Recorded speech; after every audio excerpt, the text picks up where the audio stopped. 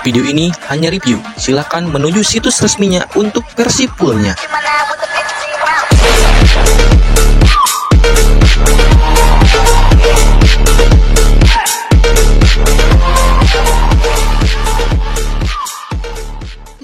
Buat kalian yang ingin mensupport channel ini, kalian bisa berdonasi lewat Saweria. Nantinya sebagai ucapan terima kasih, Mimin akan membacakan pesan-pesan kalian di video berikutnya. Ketika Kon berlari meninggalkan Liu, tiba-tiba Kon tertusuk oleh dagger di punggungnya hingga tembus ke perut. Sontak itu membuat Kon kaget, bercak merah pun keluar dari perut Kon. Ternyata itu dagger milik Liu yang Liu lemparkan kepada Kon. Hahaha, aku tidak bilang mengizinkanmu untuk pergi. Lalu di akhir hayat Kon berkata dalam hatinya, baru juga muncul, sudah mati ucapnya.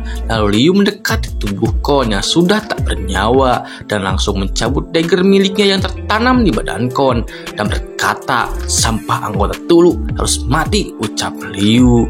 Lalu dari badan Kon bekas tusukan Liu muncul cahaya berwarna hijau.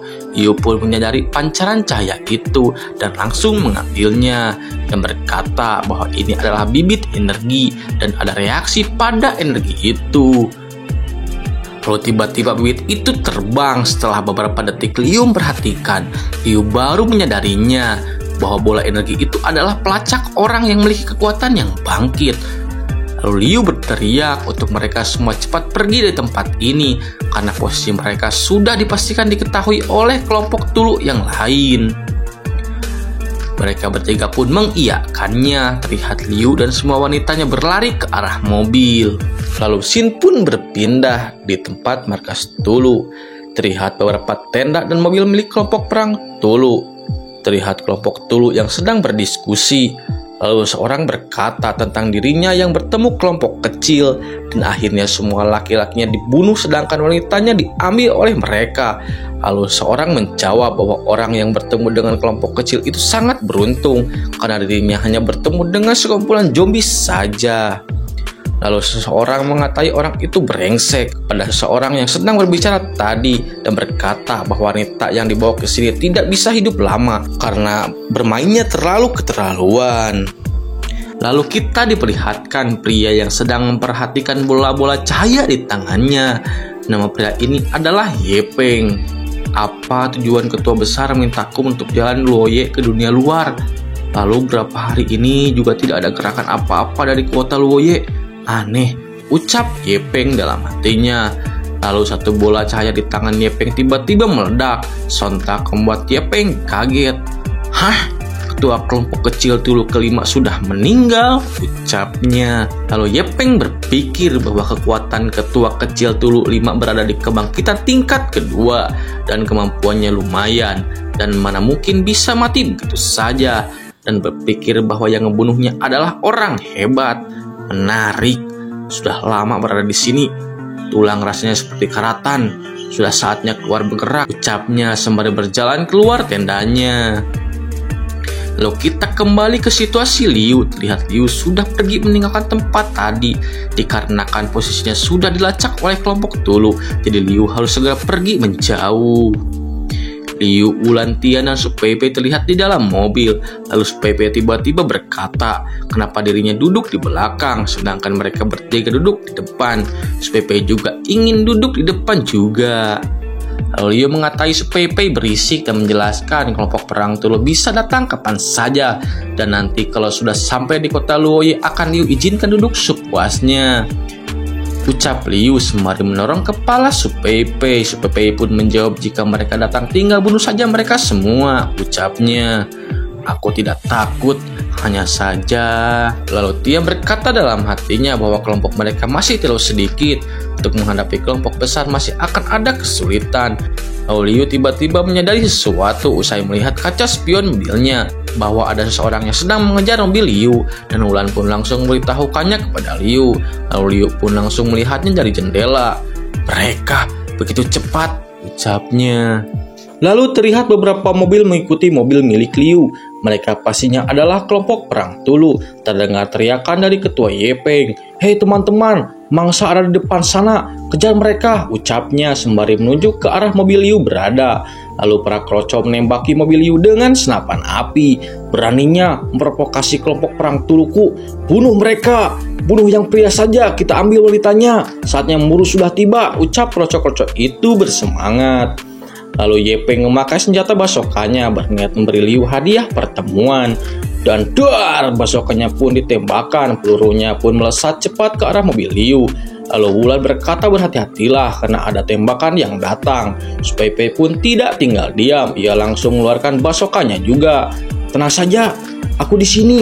Aku bisa menerima segala tembakan, ucapnya bersemangat. Su Peipei pun menembakkan basokannya, sehingga peluru Su Peipei dan Yepeng beradu di udara.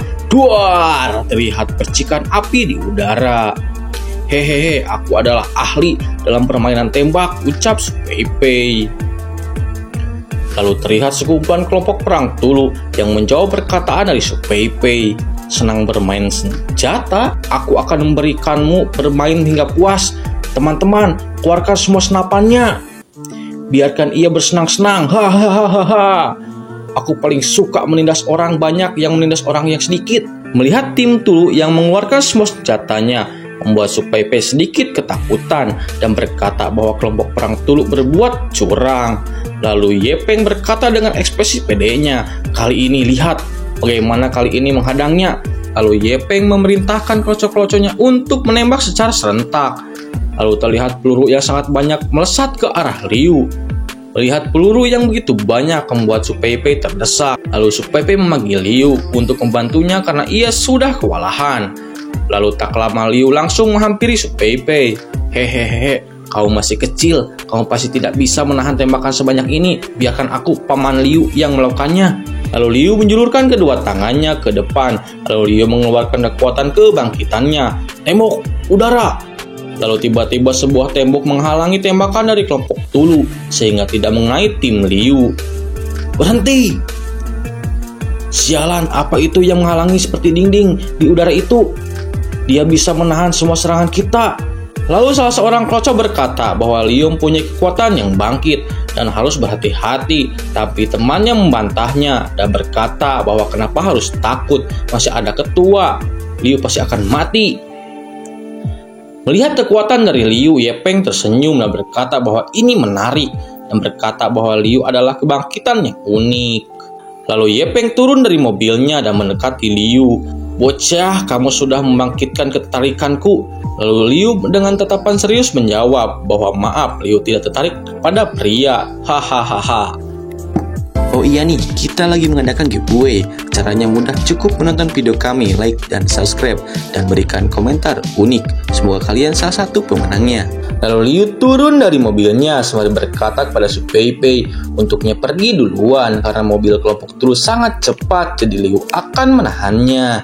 Lalu Su Peipei menurutinya dan berpesan untuk Liu hati-hati. Ketika Su Peipei hendak memasuki mobil, Liu berkata kepada Su Peipei bahwa senjata kesukaannya telah Liu simpan di dalam mobil untuk Su Peipei, dan Liu menyuruhnya untuk melindungi Wulan dan Tian.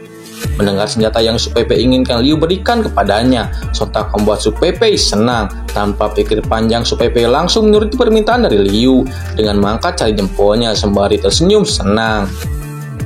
Jika terjadi sesuatu pada mereka, aku akan menganggap kepalaku, ucap Liu dalam hatinya. Terlihat Tian menatap khawatir Liu. Liu, kamu harus kembali, ucapnya. Melihat kelompok Liu pergi, Yepeng berkata, sudah pergi? Apa aku sudah menyetujuinya? Ucapnya kepada Liu. Lalu Yepeng menyuruh kroco-kroconya untuk mengejar Su Peipei, Tian, dan Wulan. Lalu kroco-kroconya pun langsung tancap gas mengejar ke arah mobil Liu. Lalu Liu membalas perkataan Yepeng, mengejar? Apakah aku sudah menyetujuinya? Ucap Liu sembari menghantamkan tangannya ke tanah dan mengaliri tangannya dengan kekuatan yang bangkit. Tembok, udara! Seketika tembok menghalangi mobil kelompok Tulu, sehingga mobil-mobilnya menabrak tembok yang diciptakan Liu, sehingga mobilnya pun rusak. Sialan, mobil menabrak dinding, mobilnya sampai rusak, kita tak bisa mengejarnya lagi. Melihat Yepeng yang tiba-tiba berada di belakangnya membuat Liu sedikit kaget. Liu pun menoleh ke arah Yepeng dan langsung menyelimuti badannya dengan kekuatan kebangkitan. Lalu Liu mengacungkan daggernya ke arah Yepeng, bersiap menyerang Yepeng. Tapi Ye Peng berencana untuk menyuruh anak buahnya untuk menyerang Liu, supaya Liu kehabisan tenaga, dan sekalian mengamati pergerakan Liu. Sialan, bunuh bocah ini terlebih dahulu. Lalu para kroco pun bersiap menghadapi Liu. Liu pun langsung mengeluarkan kedua daggernya dan menyilangkan daggernya. Matilah, Liu pun langsung melesat ke arah kumpulan kroco kelompok Tulu, dan cincang-cincang, para kroco pun satu persatu tertebas dagger Liu dengan cepat. Lalu dengan beberapa detik para kroco pun sudah tumbang. Liu pun menarik napas panjang. Terlihat para kroco tumbang tak berdaya. Lalu salah satu kroco berkata, "Cepat sekali, aku belum sempat meresponnya. Sudah dibunuh dalam sekejap." Sialan, ucap kroco itu yang langsung mokad. Lalu Liu bertatapan dengan Ye Peng. Barisan pertama sudah dikalahkan, ucap Liu tersenyum sinis. Lalu Ye Peng berpikir dalam hatinya, kemampuan bergeraknya sangat cepat. Aku harus mengalahkannya, ucapnya. Lalu para kroco meneriaki kroco yang lain untuk menembaki Liu dengan seksama. Jangan biarkan dia mendekat, cepat tembak. Peluru pun yang begitu banyak akan menghujani Liu. Tapi Liu dengan tersenyum berkata bahwa senjata tidak bisa menghalanginya. Tapi Liu secepat kilat langsung melesat menuju kepada kroco itu. Salah satu kroco berteriak untuk segera mundur, tetapi terlambat. Liu sudah berada di depan mereka dan cangcing, para kroco pun satu persatu dihabisi oleh Liu dengan cepat. Nyisakan satu orang yang memakai bazooka. Bajingan, aku akan membawa mati bersamaku, ucap kroco yang membawa bazooka itu. Ketika bazooka sedang ditembakkan, Liu tiba-tiba melemparkan daggernya ke dalam lubang bazooka kroco itu, sehingga peluru bazooka itu meledak di dalam bazookanya. Duar, kroco itu pun terpental ke dekat Ye Peng. Kamu tidak bisa melakukannya, ucap Liu. Kecepatan respon dekat yang menakutkan, kelihatannya hanya bisa melakukan cara itu untuk mengalahkannya, ucap Ye Peng dalam hatinya. Ternyata pria yang membawa bazooka masih hidup dan meminta Ye Peng untuk menolongnya. Tetapi tak terduga Ye Peng malah menginjak kroco itu hingga akhirnya mokad. Lalu Liu berkata, sekarang adalah giliranmu, ucapnya. Aku akui kau memang cukup hebat. Begini saja, kamu ikut denganku saja, aku akan menganggap kejadian ini tidak pernah terjadi. Kelak kamu adalah pemimpin kedua, wanita, makanan, semuanya serba ada. Bagaimana? Lalu Ye Peng berkata dalam hatinya, jarak ini aku sudah bisa merasakan bibit yang sudah aku tinggalkan di dalam tubuh bawahanku. Mendengar tawaran dari Ye Peng, tentu saja Liu menolaknya. Maaf, dari dulu orang lain yang mengikutiku. Kalau begitu matilah, ucap Ye Peng. Lalu Ye Peng mengangkat kedua tangannya, lalu aura hijau menyelimuti tubuhnya. Jurus dunia pohon, datanglah. Lalu dari dalam tubuh kroco yang sudah meninggal, tiba-tiba keluar tanaman yang sangat banyak. Ternyata tubuh mereka sudah ditanami bibit, ucapnya. Benar, bagiku orang tak berguna ini hanya tanah untuk mengembangkan bibit saja. Kecepatan dan respon cepatmu tidak bisa digunakan di dalam dunia pohon yang sangat rapat ini. Sekarang kamu hanya akan mati, ucap Ye Peng dengan pedenya. Terlihat tumbuhan merambat mulai menyerang Liu. Liu pun berusaha menghindarinya sembari memotong-motong tumbuhan itu. Bajingan, ucapnya kesal. Orang yang harus mati itu kamu.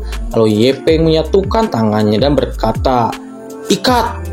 Terlihat para tumbuhan itu mendekati Liu, berusaha untuk mengikat Liu. Liu pun terus berusaha menebas tumbuhan itu.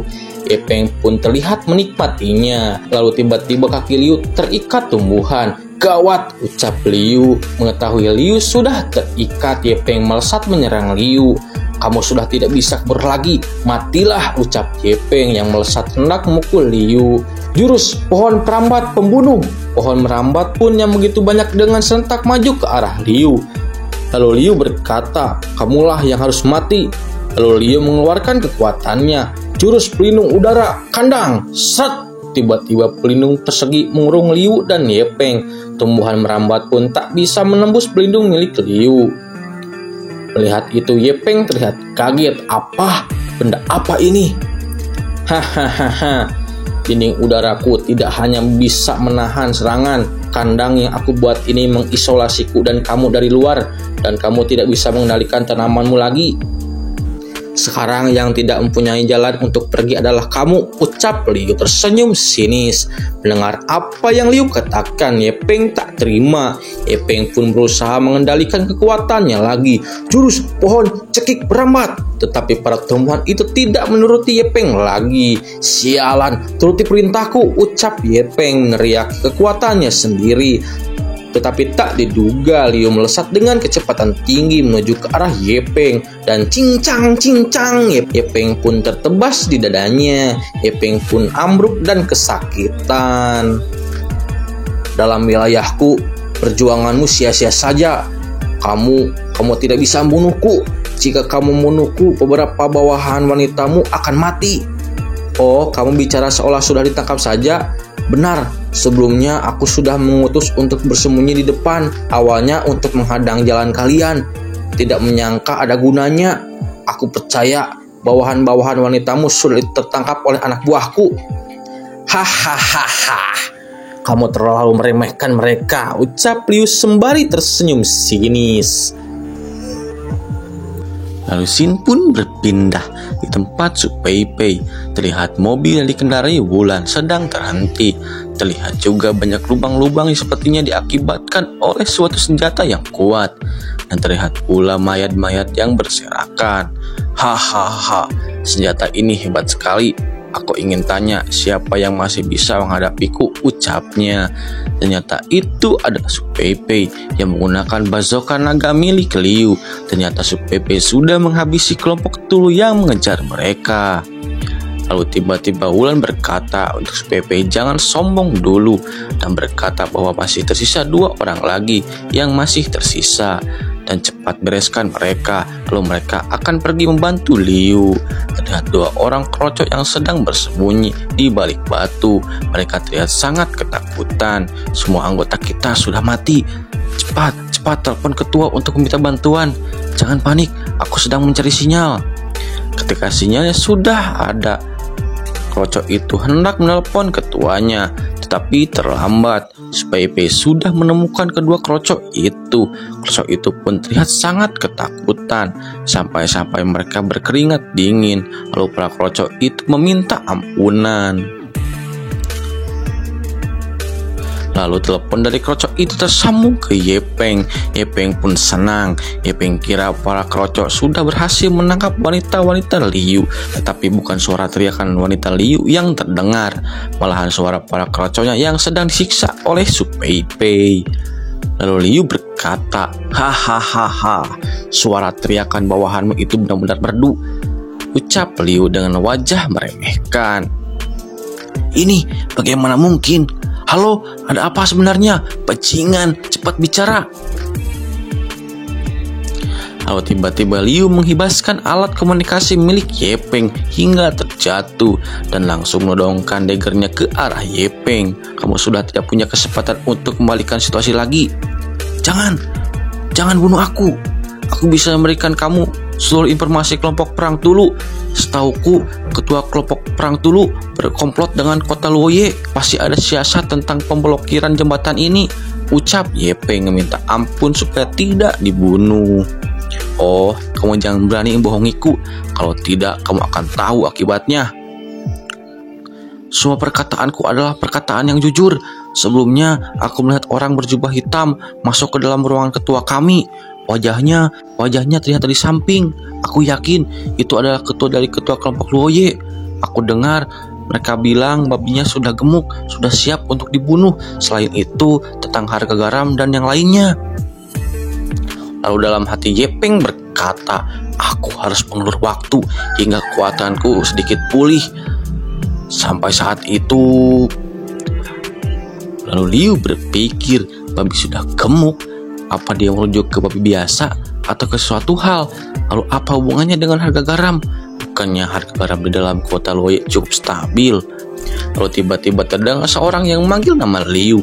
Ternyata itu Tian yang memanggil Liu sembari melambai-lambaikan tangan dan berkata bahwa ia telah kembali, lalu menanyakan keadaan Liu. Lalu Liu menoleh ke arah Tian. "Aku tidak apa-apa. Ketua mereka sudah aku kalahkan," jawab Liu sambil membalas lambaian tangan dari Tian. Melihat Liu lengah, Ye Peng langsung mengeluarkan pisau yang entah dari mana. "Ini waktunya, matilah." Melihat Liu dalam bahaya, Tian meneriaki Liu untuk berhati-hati. Tapi Liu menyadari serangan dari Ye Peng. Liu berhasil menahan serangan dari Ye Peng dengan daggernya. Lalu Liu berkata, apakah kelompok perang Tulu hanya bisa menggunakan jurus buruk seperti ini? Ye Peng pun kaget dan ketakutan karena serangannya tiba-tiba berhasil Liu tangkis. "Apa? Bagaimana mungkin kamu?" Belum selesai Ye Peng bicara, Liu langsung klas. Liu langsung memotong leher Ye Peng secara tiba-tiba. Aku tidak terima. Bagaimana aku bisa mati di sini?" ucap Ye Peng di sisa hidupnya. Ye Peng pun langsung tersungkur. Lalu Tian berlari menghampiri Liu dan bertanya apakah Liu baik-baik saja dan bagaimana keadaannya. Liu pun menjawab bahwa ia baik-baik saja. Lalu menerangkan bahwa Liu terlalu banyak menggunakan jurus besar dan terlalu banyak menguras energi. Lalu Pai Pei bertanya kepada Liu apa yang akan Liu rencanakan selanjutnya. Ucapnya sembari menginjak-injak mayat dari Ye Peng. Walaupun bocah ini sudah mati, tapi sebagian besar kelompok Tulu masih berada di sini. Jika kita ingin melewati jembatan, takutnya akan ada banyak variabel yang berubah, ucap Pai Pei. Lalu Liu menjawab bahwa Liu bukan orang yang hanya bisa dipukul tanpa membalas, dan menjelaskan bahwa ia sudah membunuh ketua bagian mereka, dan jika ingin membunuh mereka pastinya tidak akan sulit. Lalu Tian bertanya apa yang akan Liu lakukan. Lalu Liu menjawab bahwa Liu akan menyelinap ke tempat kelompok perang Tulu. Lalu Xin pun berpindah di malam hari di tempat kelompok perang Tulu. Terlihat anggota kelompok perang Tulu sedang membawa sekumpulan wanita di dalam mobil. Lalu seseorang bertanya kepada seseorang yang membawa mobil bahwa dari mana kamu bisa mendapatkan wanita yang sangat banyak ini, dan memuji pria yang membawa mobil itu bahwa orang itu sungguh beruntung. Pria yang membawa mobil menjawab bahwa ia sangat beruntung karena ia bertemu kelompok perang wanita sewaktu menuju ke sini dan berkata ia bisa menangkap beberapa setelah rekannya sebagiannya mati. Lalu pria itu bertanya kepada pria yang mengendarai mobil bahwa mereka berdua berteman baik, apakah boleh ia mencicipi wanita itu. Lalu pria yang mengendarai mobil pun marah dan berkata, apakah kamu cari mati? Wanita ini belum tersentuh oleh ketua Ye Peng, kamu berani menyentuhnya? Setelah ketua Ye Peng menyentuhnya, terserah kamu mau diapakan wanita ini, ucap pria itu. Lalu pria itu mengeluh karena ketua Ye Peng belum kembali karena ia sudah tak tahan lagi. Lalu terlihat Liu yang sedang bersembunyi di balik terlihat sedang memata-matai kelompok Tulu. Sepertinya ini adalah perkemahan milik kelompok perang Tulu. Aku harus mencari cara untuk menyelip masuk, ucap Liu dalam hatinya. Ternyata Liu membawa zombie bersamanya. Liu berkata, berhasil atau tidak tergantung dari zombie gila ini. Lalu Liu melepaskan zombie gila itu. Melihat zombie gila diwalahi kelompok perang Tulu, para anggota kelompok perang Tulu berkata, kenapa masih ada zombie gila di sini? Kenapa masih ada zombie gila di sini? Bukannya sudah dibereskan?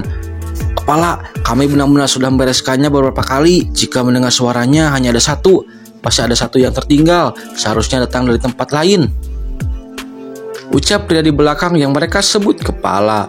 Lalu kepala Tulu menyuruh anak buahnya untuk cepat membereskan zombie dan berkata bahwa perkemahannya akan segera ditutup. Anak buahnya pun langsung berlari ke arah zombie gila itu dan berkata, baik. Oh iya nih, kita lagi mengadakan giveaway.